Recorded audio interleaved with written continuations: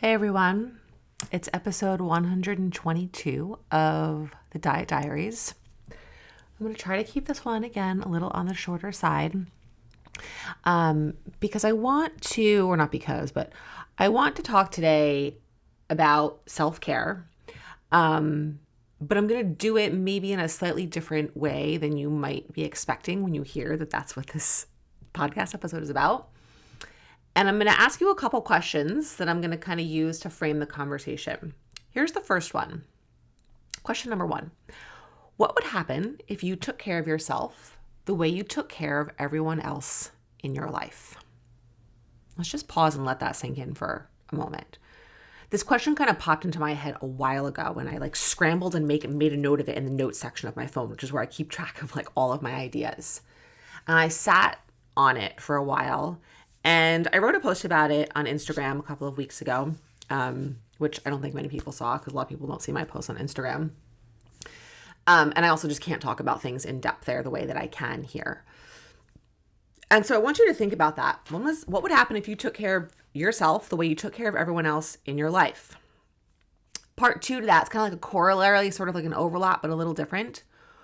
When was the last time you took care of or paid attention to yourself the way you do to someone you love? Like a kid, like a best friend, could be a partner, could be a parent. We all have different dynamics in relationships. So I hesitate to just label or name one person as the person to use as a reference point. But when was the last time you took care of or paid attention to yourself in the way that you do for that person? And I think this paying attention part is really kind of the crux of this when we talk about self-care. We are what we pay attention to. I didn't make that up. I don't know. Some other much wiser, more mindful, in touch person. It could have been someone famous. I don't know. But I've heard it a million times, and I think it's really, really true. And I think nothing shows us that truth more clearly than social media, right? What happens when you are paying a ton of attention to social media? What happens to your life? What happens to you? What happens to your thoughts? What happens to your feelings, right? It usually goes to a not great place. We are what we pay attention to. And when you spend more time doing things where you are being more thoughtful and more deliberate and more intentional, my favorite word, about what you're paying attention to, what is the outcome of that? And so when we think about self-care, I don't think we ever think about it in terms of attention. I think we think about it in terms of the thing. And self-care has become this buzzword that is definitely, I'm going to say overly used, but sometimes there's just not a better word for things. So I'm not opposed to I'm going to use it. And, I think it's what is it is really the thing, right? I think there's this perception that self-care is going to get your nails done or taking a bath or binging Netflix or going out for dinner with your girlfriends or, things of that nature. And all of those things are fine and good things. And all of those things have value. But I would ask you this.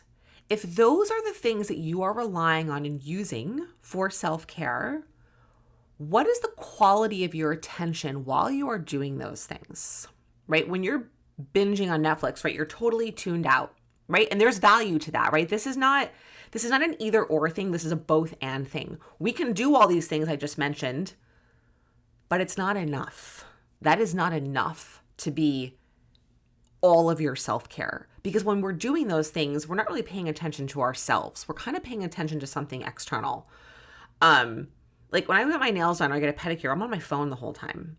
When I'm out to dinner with friends, that's fun, that's great, but your attention is on everyone else and on the food and on the environment. Again, has value, but you're not really paying attention to yourself.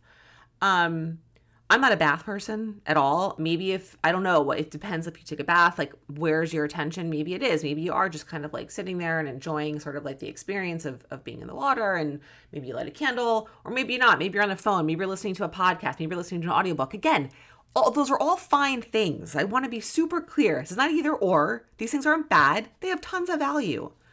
However, if we think about self-care through the lens of what is the quality and the direction of our attention, those things are not really self-care. And I think that is why we have such a systemic problem of people feeling, this is one of the reasons why we have such a systemic problem of feeling so overworked. We live in this society and culture where chaos is glorified. And if you don't answer the question, how are you doing with, oh my God, life is so crazy and I had to run my kids this here and I've got this person and that person, I got to take this. If you don't answer that question with your laundry list of things, it's like, what are you even doing with your life? Where's your worth? Where's your value? It's fucked up. And I'm not saying I'm not guilty of that. But I think it's something we all need to start taking a look at. And I've been thinking about this a lot in the context of the retreat. Yeah, I'm going to talk about the retreat. This podcast episode is not specifically about the retreat, but it fits together. And one of the reasons why I created this retreat was to give you the space and time to pay attention to yourself without distractions. Not in kind of like a maybe superficial way, but in a, am I really paying attention to my needs and what I need to be taking action on? And this is a form, I think, of self-compassion, right? You guys have heard me talk a lot about self-compassion. There's two components: tender self-compassion, fierce self-compassion. Tender self-compassion being the holding space parts, allowing yourself to feel your feelings, giving yourself kind of a metaphorical or maybe even a physical hug the way you would for that person in your life that you're always taking care of, right? You show compassion for them when they're going through something really hard. Do you do it for yourself? Do you hold that space? You say, God, this really sucks. I'm so sorry I'm going through this. No, typically we just kind of berate ourselves and abuse ourselves with really critical, harsh language. And then there's the action piece. Feel the feelings, hold the space, and then we need to do something about the things we can do something about. This is a little bit about control, holding space for the things we can't control, taking action on the things we can control. But that is self-care, right? Self-care is not always like this floofy, fluffy, like I'm going to get my nails on, I'm going to get a facial, I'm going to get a massage, I'm going to,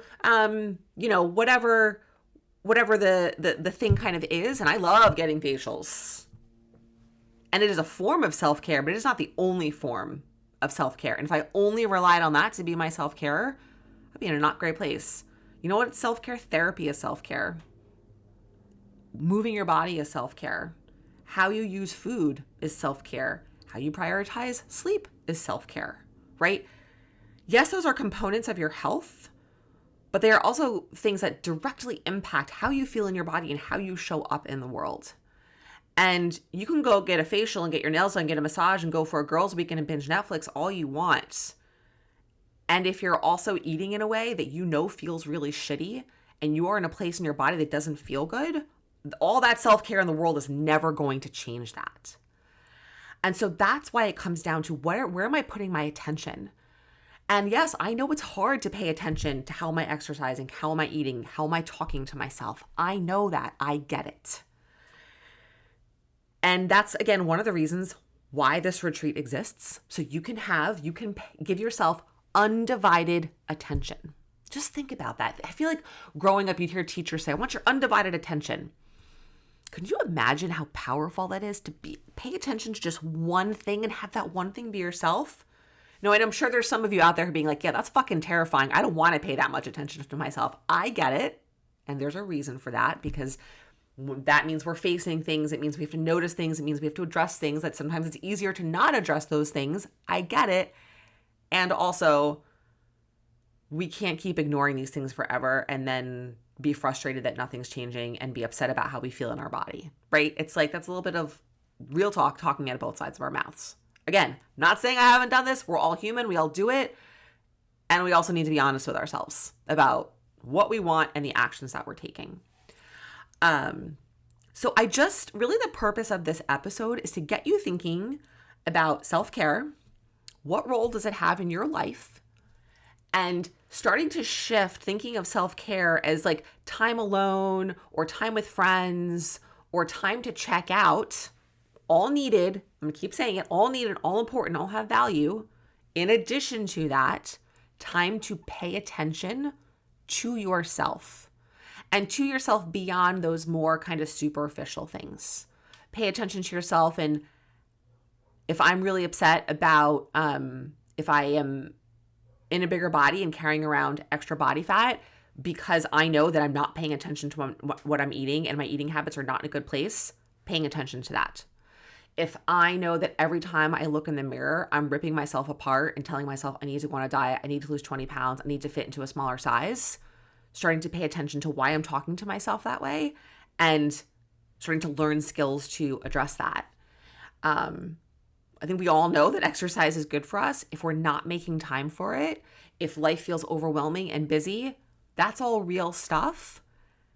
And also, what can I do about that? Where can I take action? And maybe that's getting support from a trainer or a coach or a family member or a friend for accountability. I'm not going to get into like all the things you need to do about it. I'm just asking you to start thinking about, we as a group, I think as a culture, I include myself in this. A lot of us walk around saying, I want to change this, I want to change that, I want to feel better, I want to do this, and then we never take action on it. And yet we say we don't have time for things. We say, we're too busy, but yet we're not too busy to do things that ultimately don't serve us, right? Like I talked about this in an email recently, but attention is like a piece of pie, attention is like a pie, a whole pie.